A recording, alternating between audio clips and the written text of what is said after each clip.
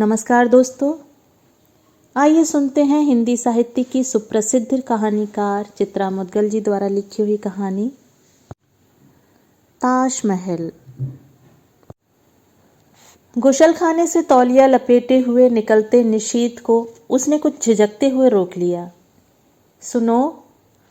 पायदान पर गीले पांव रगड़ते हुए निशीत ने प्रश्न भरी दृष्टि से उसकी ओर देखा।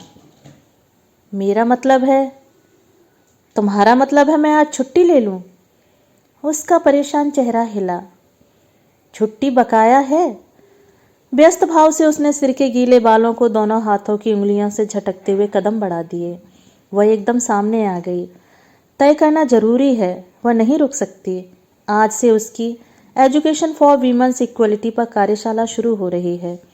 30 से 5 तक चलेगी। 3 महीने से वह इसी कार्यशाला की योजना को कार्यान्वित कर पाने के लिए विभाग से लिखा पढ़ी कर रही थी।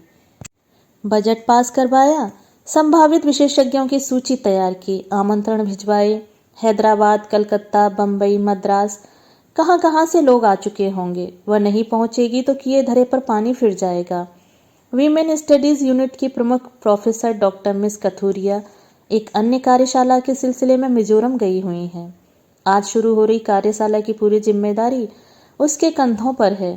क्या पता था कि ऐन मौके पर बच्चों की बीमारी गंभीर रूप धारण कर लेगी और पिछले 2 हफ्तों से चढ़ उतर रहा उसका बुखार वायरल नहीं, टाइफाइड सिद्ध होगा।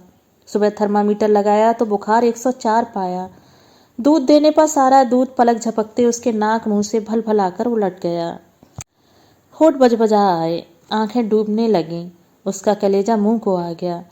दौड़कर डॉक्टर श्रीवास्तव का नंबर मिलाया। वे अपने नर्सिंग होम के लिए निकल रहे थे। उन्होंने स्पष्ट कह दिया कि बच्चे को वह अविलंब नर्सिंग होम में दाखिल करा दें। केस बिगड़ गया है। बच्चा रक्ताल्पता से पीड़ित तो है ही, हो सकता है ग्लूकोज आदि चढ़ाना पड़े। उसने कंपित शब्दों में अपनी मजबूरी बयान की कि क्या शाम को कार्यशाला से लौटकर वह बच्चे को नर्सिंग होम में दाखिल नहीं करा सकते? नहीं, कहकर डॉक्टर श्रीवास्तव ने लाइन काट दी। दोबारा नंबर मिलाने को पूछा पर साहस नहीं हुआ। डॉक्टर श्रीवास्तव की हड़बड़ाहट से स्पष्ट जाहिर हो रहा था कि वे बेहद जल्दी में हैं और फोन रखते ही घर की सीढ़ियां उतर गाड़ी में बैठ गए होंगे। सब पैसा बनाने के चक्कर हैं। नर्सिंग होम में ले आइए। टांगें फैलाकर पैंट की जिप चढ़ाते हुए निशीत ने घृणा से मुंह बिराया। टाइफाइड है, कैंसर नहीं। मर नहीं जाएगा बच्चू। सुबह से घर को सिर पर उठा रखा है, ऊपर से ये डॉक्टर। जेब कतरे हैं साले, जेब कतरे। टी शर्ट का हैंगर बिस्तर पर फेंकते हुए वह बाहें फंसाते हुए टी शर्ट पहनने लगा, एकदम निर्लिप्त। दाखिल वाकिल करने की मूर्खता छोड़ो, लंच के बाद घर आ जाओ बस, तब तक अम्मा देख लेंगी उसे। बतरा मामूली डॉक्टर नहीं, उसकी दी हुई खुराकें तो पूरी होने दो। तो तुम उसे नर्सिंग होम नहीं ले जा सकते? एक तो मैं डॉक्टर श्रीवास्तव की सलाह उचित नहीं समझता, और अगर तुम्हारी जिद ही हो तो गुंजाइश नहीं। इससे अधिक गिड़गिड़ाना उसके वश का नहीं था। समय भी नहीं है। मदर डेयरी के बूथ के सामने से ठीक 8:20 पर उसकी चार्टर्ड बस छूट जाती है। उसके बाद 8:30 की 344 स्पेशल निकलती है जो ठीक गेट नंबर 2 पर खत्म होती है। गेट नंबर 2 से उसका कार्यालय यहीं कोई आधा फर्लांग होगा। 8:30 वाली बस भी छूट गई तो मुसीबत ही समझो। पहुंचने के लिए कोई सीधी बस नहीं है। मेडिकल पहुंचकर बस बदलो या फिर स्कूटर टैक्सी का सहारा लो। व्यर्थ ही उसके आगे पीछे मंडराती रही। स्वयं तैयार होना है, संग ले जाने वाले पूरे कागजात सहेजने हैं। आधे घंटे के अंतराल में बच्चों को 2 अन्य दवाइयाँ पिलाई जानी थीं, जिन्हें पिलाना ही भूल गई। दूध उलटकर कैसा निष्प्राण हो आया है, हफ्तों से न सिंचे पौधे की तरह। किसी सहयोगी को फ़ोन भी तो नहीं कर सकती। ऐसी स्थिति में वे ही सुझाएं कि वह क्या करें। निकल चुके होंगे घर से सब। वैसे भी उद्घाटन में तो उसे हर हालत में होना ही चाहिए। श्रेय लपकने वाले प्रतिस्पर्धी कौन कम है कार्यालय में। वैसे भी कार्यालय अब जुआ खानों और जुगाड़ खानों में तब्दील होते जा रहे हैं। खेल खेलने में माहिर ही वहाँ जमे रहते हैं। उन लोगों के सामने घर बार की मजबूरी का होना उनके हाथ में फांसा पकड़ना होगा। टाइफाइड है, कैंसर नहीं। मर नहीं जाएगा बच्चू। लगा था किसी ने पहाड़ की चोटी पर चढ़ाकर अचानक पीठ पीछे से धक्का दे दिया हो। निशीत दिन प्रतिदिन काट क्यों होता जा रहा है, किसी सूखे तने सा काट। किसकी छाती में खुदे कोटर में निवास करते पक्षियों सदृश वे, कोई सरोकार नहीं उन रहने वालों के संग उसका। क्या हुआ उनके दरमियान की एकाएक निशीथ काट होने लगा। और वे कोटर के आश्रयी पक्षी बदहवास हो घबराकर कितनी जोर से चीखी थी। जब तक बच्चू को गोद में उठाकर पलंग की पाटी से उसे नीचे झुकाए तड़प कर उसने नाक मुंह से भलभल दूध नहीं आंतें उगल दी थीं बिस्तर पर। कोई समय था बच्चे पर बिगड़ने का। खटिया लगते बड़ों बड़ों की हिम्मत पस्त हो जाती है। बिस्तर पर ही खाना पखाना होने लगता है। फिर वह तो 4 फीट की नन्ही काया है। कहीं गांव जवार में होता तो अब तक कनिया लदा बछेड़ सा माँ के आंचल में मुंह मारता फिरता। दवाई की दोनों खुराकें आंख भींचे पड़े शिथिल बच्चू के मुंह में एक साथ डाल दी उसने। उबकाई शांत है, दवाएं उल्टी नहीं की उसने। कलाई मोड़कर सुइयों पर निगाह डाली। मस्तिष्क को अचानक बिजली का सा झटका लगा। चार्टर्ड गई। भले सीढ़ियां उतरते ही उसे रिक्शा खड़ा मिल जाए तब भी वह मदर डेयरी के बूथ तक समय से नहीं पहुंच सकती और बस नहीं पकड़ सकती। 344 स्पेशल का ही आसरा शेष है। कंधे पर मूंगा कोटा के पल्लू की चुन्नटों को ब्लाउज के भीतर से पिन लगाते हुए वह हड़बड़ाई हुई सी अम्मा जी के निकट जा खड़ी हुई। बोलते हुए चेहरा दयनीय हो आया। कुछ बोलना ना भी हो तब भी दयनीयता उनकी उपस्थिति के साथ ही जाने क्यों चेहरे पर आ चिपकती है। आप कहें तो रोनू को क्रैच में छोड़ती हुई जाऊं? काहे? अम्मा के माथे की सांवली झुर्रियां गहरी सिलवटों में परिवर्तित होती चौड़ाती झड़ी मांग से जा जुड़ी। हम नहीं हैं घर में? दोनों को संभालने में दिक्कत नहीं होगी आपको? जरूर होगी। तुम बच्चू को नर्सिंग होम में दाखिल नहीं कराए रही? उनका आशय तमाचे सा लगा गाल पर। छुट्टी नहीं ले सकती? उसे लगा आगे शब्द नहीं। अचानक रुआंस झड़ पड़ेगी होठों से। बीच बीच में छुट्टी लेती रही। ले सकती थी, नहीं ले पा रही तो कोई बच्चों की जिम्मेदारी उठाने को तैयार नहीं। 2 हफ्ते से बिस्तर पर पड़ा है बच्चा। किसी रोज दिक्कत हुई क्या? कोई तकलीफ दी उन्हें बच्चों को? उठ पाता है तो अपने आप निर्देशानुसार दवा खा लेता है, दूध ले लेता है। बच्चों से लगाव नहीं है ना सही, लेकिन सामान्य दया माया पाने का भी अधिकारी नहीं है वह। सुबह से मात्र मूक दर्शक की भांति बैठी देख रही हैं बच्चों की बिगड़ती हालत। न खुद पूछा पाछी की, न निशीथ को ही टोका कि एक दिन दफ्तर न जाने से पहाड़ नहीं टूट पड़ेगा सिर पर। कैजुअल पूरी की पूरी बकाया है उसकी, अच्छी तरह जानती है। घड़ी की सुइयां दौड़ रही हैं। उनके मुंह लगना ठीक नहीं। सुबह से झाएं झाएं हो रही है। पता नहीं कार्यशाला में क्या कर पाएगी। बच्चों के सिरहाने रखी मेज पर से दवाइयों की 2 पुड़ियां बना लाई और अम्मा जी के सामने खोलकर समझाने लगी। सुबह की दवा पिला दी। 11 के आसपास यह पीली गोली और हरा सफ़ेद कैप्सूल दे दीजिएगा पानी के साथ। दोपहर में ये तीनों सफ़ेद। उल्टी की शिकायत करे तो ये छोटी सफ़ेद। उल्टी की बात सुनते ही अम्मा के चेहरे पर घिन कौंधी। रोनू दांत निकाल रहा है, दस्त भी लग जाते हैं उसे और दूध भी उलट देता है अक्सर। उसकी उल्टी टट्टी साफ करते अम्मा के चेहरे पर रत्ती भर भी घिन नहीं झलकती। चिंता टपकती रहती है प्रतिपल। हरड़ पहेरा चटाने से लेकर राई नौन उतार टोना टटका फूंकती रहती हैं उस पर। जिस दिन रोनू के जन्म लेने की सूचना पहुंची उनके पास, कभी उनकी देहरी पर पाँव न धरने की उनकी कसम अचानक टूट गई। रोनू को छाती से चिपकाए उस पर बलिहारी होती रहती हैं वे।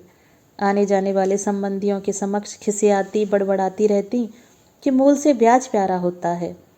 कैसे हट धरे बैठी रहती। उसके साथ निशीथ के ब्याह के निर्णय को अम्मा पचा नहीं पाई थीं। कसम खा ली थी उन्होंने कि वैधव्य के शेष दिन वे आगरे जाकर अपने राधा स्वामी सत्संगियों के बीच काट देंगी। 3 साल से अम्मा वहीं थीं। जब से आई हैं रोनू को क्रैच में नहीं छोड़ने देती। बड़े मनोयोग से सुबह शाम कड़वे तेल से उसकी मालिश करती हैं, चिरौंजी का उपटन मलती हैं, महल की बत्तियां दिखाकर निशीथ को उसकी लापरवाही का उलाहना देती हैं। ऐसे पलते हैं बच्चे, दूध की नात निकने लगी और डिब्बे का दूध। छाती सुखाने की क्या जरूरत थी? ऐसे कौन सी कलेक्टरी चली जाती अगर नौकरी छोड़ देती बहू। बच्चों का दलिया बना दिया है। उसने अम्मा को देखे बगैर उन्हें संबोधित किया। कंधे पर बैग डालकर गोद में फाइलों का पुलिंदा सहेजती हुई वह बच्चों के ऊपर झुकी। दादी को दिख नहीं करना, बिस्किट पानी सब रखा है तुम्हारी मेज पर। कठिनाई से आंखें खोलते हुए बच्चों ने निष्प्रभ दृष्टि से उसे देखकर अनुमोदन में ठुड्डी हिलाई। वह तेजी से कमरे से निकलकर दालान पार करती हुई घर से बाहर हो गई। रोनू को प्यार करना भूल ही गई। अम्मा को बच्चों की दवाइयों की खुराक समझाने गई तो कैसे उसकी ओर टूटकर कूद पड़ रहा था उनकी गोद से। अच्छा है काजल नहीं आंचती आंखों में। बस के पायदान पर पांव रखते ही बस रेंगने लगी। जान में जान आई। बस छूटती देख रिक्शे वाले से अठन्नी वापस नहीं ले पाई। महिलाओं के लिए आरक्षित सीटों के निकट पहुंचते ही एक सीट पर बैठी दो महिलाओं ने उसके टिकने के लिए जगह बनाई। कृतज्ञता ज्ञापित करती वह सीट पर बैठ गई। फाइलों का ढेर खिड़की से सटी बैठी हुई महिला ने अपनी गोद में रख लिया। पहले ठीक नहीं थी। अकेली अकेली कहाँ, बच्चू साथ था। सुकुमारी काकी थीं जो कार्यालय से उसके घर में पांव देते ही अपना झोला लटका घर और बच्चों की जिम्मेदारी उसके हवाले कर अपने घर चल देती। अनुशासित दिनचर्या, कोई बाधा व्यवधान नहीं। कभी सुकुमारी काकी की रीढ़ की हड्डी की टीसें उन्हें खटिया से लगने को मजबूर कर देती तो वह और बच्चू आपस में जिम्मेदारी बांट एक मौन समझौते के तहत जीने लगते। बच्चू पड़ोस की सुलभा आंटी से चाबी लेकर ताला खोलता, मेज पर रखा खाना खाता, खाने के बाद सुलभा आंटी से बाहर ताला डलवा चाबी अपने पास रखने को कहकर सो जाता। कई दफे तो वह उसके कार्यालय से लौटकर आने तक सोता ही रहता, किंतु अक्सर बच्चू उसके घर पहुंचने से पूर्व उठकर अपना गृह कार्य निपटाकर कमरे की खिड़की पर बैठा उसके आने की प्रतीक्षा करता मिलता। उसे देखते ही खिड़की से दरवाजे पर आ हर्षित हो कूदने लगता। मम्मा आ गई आ गई आ गई। किवाड़ खोलते ही उचक कर वह उसके गले में झूल जाता और पांव उचकाए हुए ही बिस्तर पर लटका चला आता। उन दोनों के बीच दूर दूर तक कोई नहीं था। निशीथ से उसने स्पष्ट कहा था कि वह अपने और बच्चों के बीच किसी अन्य की गुंजाइश कतई नहीं पाती। उसके सामने एक संकल्प है, उद्देश्य है, सार्थकता भी। देह की मांग इन सब के बीच स्वतः खो गई है, उठती ही नहीं। यह साधना है स्वाभाविक मांग से काटकर। गलत। न साधने की आवश्यकता रह गई है न काटने का प्रयत्न। देह अपनी सीमाओं के प्रति समझदार नहीं, साझीदार भी है। मैं इसे दमन करूंगा। तुम मुझे जीने की परिभाषा नहीं दे सकते। यह तुम्हारी ज्यादती है। तुम मेरी ओर देखना नहीं चाहती। मेरे लिए इन बातों का अब कोई महत्व नहीं रहा। यह उसके सामने निशीथ ने एक छोटी सी काली डायरी हौले से सरका दी थी। क्या है यह? खुद ही देख लो। मगर क्यों? मुझे जानने के लिए। तुम्हें जानती नहीं? वह मैं नहीं हूं। अगर तुम वह नहीं हो तो तुम्हारे कुछ और होने को जानना मेरे लिए आवश्यक नहीं। शायद, लेकिन मैं चाहता हूं कि तुम मेरे कुछ और होने को भी जानो शुभू। किसी की डायरी पढ़ना अपराध है निशीथ। तब नहीं जब कोई स्वयं उसे पढ़वाना चाहे। उसके भीतर गाढ़ा होता असमंजस मेज पर रखी कॉफी के प्याले की सतह पर साड़ी सा जमने लगा। झट से साड़ी हटाकर उसने कॉफी का घूंट भरना चाहा, भर नहीं सकी। 10-15 मिनट पूर्व आई कॉफी का स्वाद ऐसा लग रहा है जैसे पिछले दिन कोई कॉफी बनाकर अपना प्याला पीना भूल गया हो और वही प्याला किसी ने फिर उसके सामने लाकर रख दिया हो। झुटपुटा उसके भीतर उतरने लगा। उठना चाहिए। इंडिया इंटरनेशनल सेंटर के सामने से स्कूटर नहीं मिलता। खान मार्केट तक पैदल जाना होगा। बच्चू चिंतित हो रहा होगा कि 1.5 घंटे देरी से पहुंचने की खबर करके मम्मा अब तक घर क्यों नहीं पहुंची। उठें। अपने में डूबे निशीथ ने चौंक कर उसकी ओर देखा। एक एक कॉफ़ी और पिए। वह उठती। पहले ही नहीं पी सकी। क्यों? ठीक नहीं? इच्छा नहीं हो रही। वह उठते ही कुर्सी खिसकाकर मुड़ ली। उसकी पीठ ने महसूस किया। मेज पर से डायरी उठाते हुए निशीथ ने याचना भरी दृष्टि से उसे देखा, फिर खामोशी से पीछे हो लिया। गेट से निकलते ही संयोग से एक खाली स्कूटर सामने से आता हुआ दिखाई दिया। रोका उसे। किराया उसने 1.5 गुना मांगा। इस वक्त कोई झिकझिक संभव नहीं थी। भीतर पांव रखते हुए उसने चेहरे पर स्थायी हो आई अलिप्तता को तनिक झटकने की कोशिश की। इतना आलीशान होना उचित नहीं। कॉफ़ी के लिए धन्यवाद निशीथ। निशीथ के उदास चेहरे पर सघन होती संध्या की कालिक गहरा आई। मैं अब भी डायरी पढ़वाना चाहता हूँ। वह कहना चाहती थी, इसके लिए तुम मुझे क्षमा कर देना निशीथ, लेकिन उसके डायरी लिए तेजी से आगे बढ़ाए हाथ की किलकन उससे दुरियाई नहीं गई। रात बिस्तर पर डायरी के पृष्ठ करवटें भरने लगे। दिवाकर को चुनकर तुमने मेरे सामने एक फैसला रख दिया था और अपनी भावनाओं को अप्रकट रहकर मैंने उसे अपनी नियति मानकर स्वीकार कर लिया था। अब दिवाकर तुम्हारे जीवन से अलग हो चुका है। मैं तुम्हें बताना चाहता हूँ कि तुम्हारे इर्द गिर्द बने रहने का वर्षों पुराना संतोष अब अचानक अपनी नियति से विद्रोह करने लगा है। व्यक्ति व्यक्ति से अलग होता है। मैं तुम्हें अब भी तुम्हारे लिए सही मायनों में साथी होना चाहता हूँ शुभू। बच्चों के लिए सचमुच पिता तुम पाओगी। मैं जो कुछ कह रहा हूँ मात्र मेरा सोचना भर ही नहीं है, न कोई भावुकता की उड़ान। यह जीवन के हर पक्ष में भागीदारी का ऐलान है। बच्चों तुम्हारे प्राणों का स्पंदन ही नहीं है, वह मेरे हृदय में भी संचरित हो रहा है। डायरी के पृष्ठों ने उसे उद्वेलित कर दिया। महीनों वे पृष्ठ किसी के हाथ में बंधक कबूतर से इर्द गिर्द फड़फड़ाते रहे। पीड़ा के खांचे नहीं होते। मेरी एक शर्त है। वे इंडिया इंटरनेशनल सेंटर के उसी पिछवाड़े वाले लॉन में बैठे हुए थे।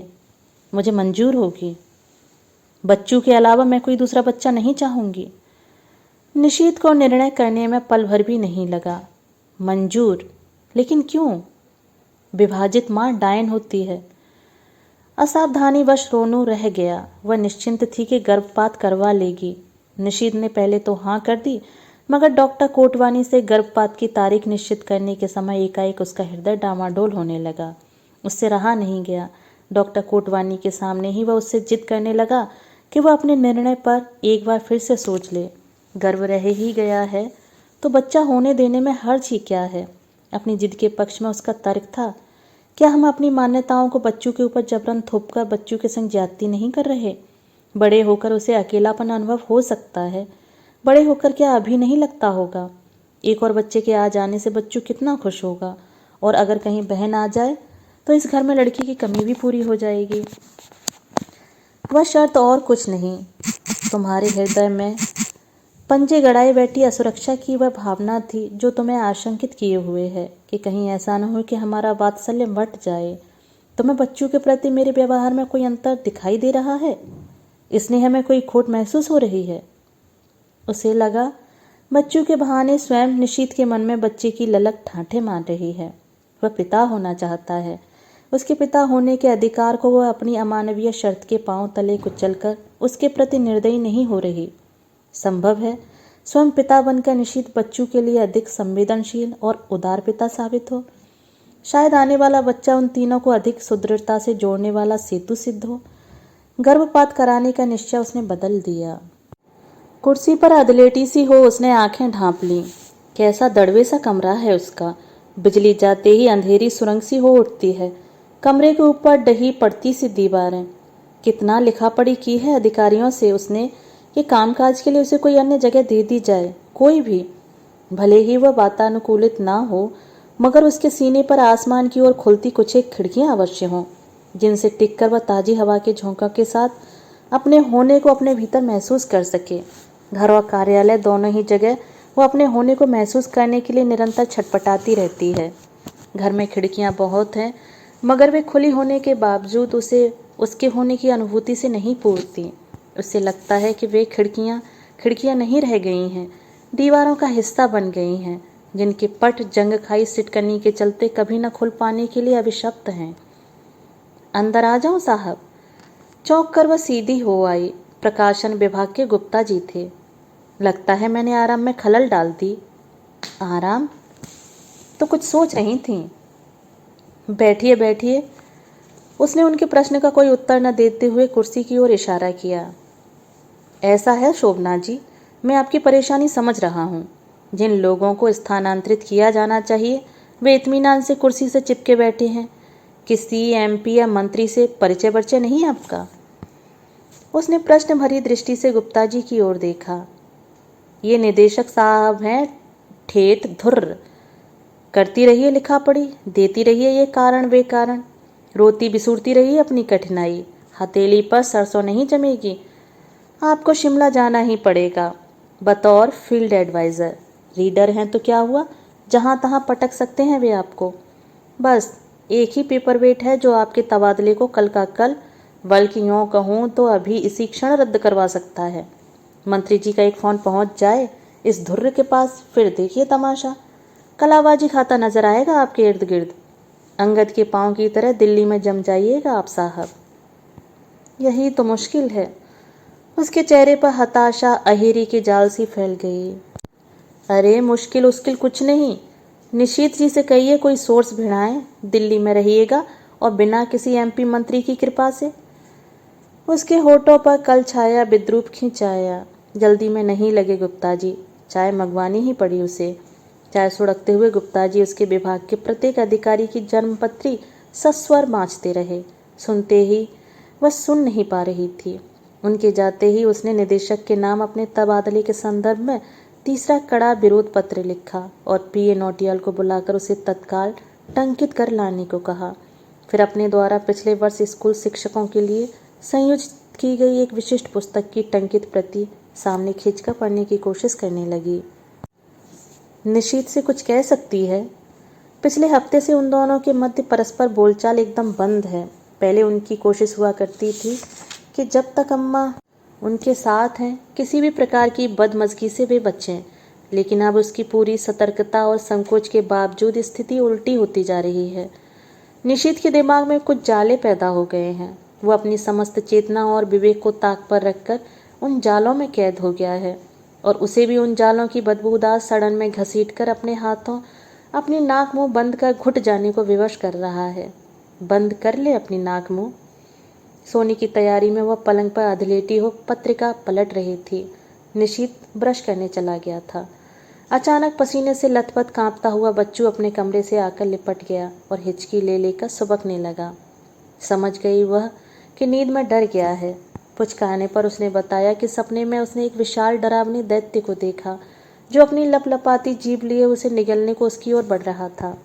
उसने बच्चू को प्यार करके उसके कोमल हृदय से भय भगाने की चेष्टा की। समझाया बुझाया कि डरना कायरता है, वह तो बहुत बहादुर बच्चा है, जाए और अपने कमरे की बत्ती जलाकर सो जाए।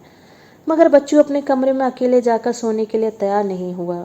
जिद ठान बैठा कि या तो वह चलकर उसके पास सोए या फिर उसे अपने पास सुलाए। भयभीत बच्चू किसी आघात से पुनः बीमार न पड़ जाए यह सोचकर उसने उसे छाती से चिपका लिया और उसे सुलाने की कोशिश करने लगी। पता नहीं कब बच्चू सो गया और उसे भी झपकी लग गई। अचानक उसे महसूस हुआ कि किसी ने झटके से बच्चू को उसके अंक से दबोच लिया है। जब तक वह कुछ समझे बूझे बच्चू की दिल दहला देने वाली चीत्कार को सुनकर बदहवास सी उठ बैठी। कमरे के अंदर का दृश्य देख दिल दहल गया। अशक्त बच्चू को शक्ति भर ऊंचे उठा निशीत ने निर्दयतापूर्वक पलंग पर पटक दिया था। वह अपने पर नियंत्रण खोकर पगला सी उठी। क्यों प्राण लेना चाहते हो तुम इस अबोध बच्चे के? क्या बिगाड़ा है इसने तुम्हारा? बोलो, क्या बिगाड़ा है इसने तुम्हारा? यह मेरी आंखों में प्रतिक्षण किरच सा करकता रहता है। मगर क्यों? ना पूछो तो बेहतर है। सब्र की एक सीमा होती है निश्चित, और मेरे भीतर भी अब चुक गई है। बच्चू मात्र दिवाकर का अंश ही नहीं, उसकी शक्ल में तुम प्रतिपल अपने भीतर दिवाकर को ही जी रही हो। दिवाकर तुम्हारे लिए अतीत नहीं, अब भी वर्तमान है। वर्तमान वह तुम्हारे जीवन से निकलकर आज भी नहीं निकल पाया। यह सब तुम्हारे संशयी दिमाग के जाले हैं जिन्हें तुम मुझ पर उगल रहे हो। जाले नहीं, सच्चाई है, कड़वी सच्चाई। बच्चू को जब भी मैं तुम्हारी छाती में सिर गड़ाए दुबका हुआ पाता हूँ मुझे वह दिवाकर नजर आता है। क्या बकते हो? इस घर में अपने और तुम्हारे बीच इसे मैं और नहीं बर्दाश्त कर सकता। मुझे ही नहीं, इस टुटरू टू दिवाकर के पीछे तुम मेरे बच्चे की भी उपेक्षा कर रही हो। लगता है रोनू को पैदा ही नहीं किया तुमने। क्यों कर रही हो सौतेला व्यवहार मेरे बच्चे के संग? मेरे पर निशीत ने जिस भाव से जोड़ दिया उसके भीतर भरे मर्तवान सा गिरकर कुछ टूट गया। यह उनके दरमियान मेरे तेरे की विभाजन रेखा कब आ बैठी दबे पांव। क्या कर रहे हो? अनर्गल ओछा समझते हो? घृणा से उसकी आवाज़ कांप उठी। मैं माँ हूँ, बच्चू और रोनू में अंतर कर सकती हूँ। खूब, पता नहीं क्यों तुम पर मैंने रोनू के जन्म के लिए दबाव डाला, क्यों जिद की पिता बनने की। तुम तो दोबारा माँ बनना ही नहीं चाहती थी।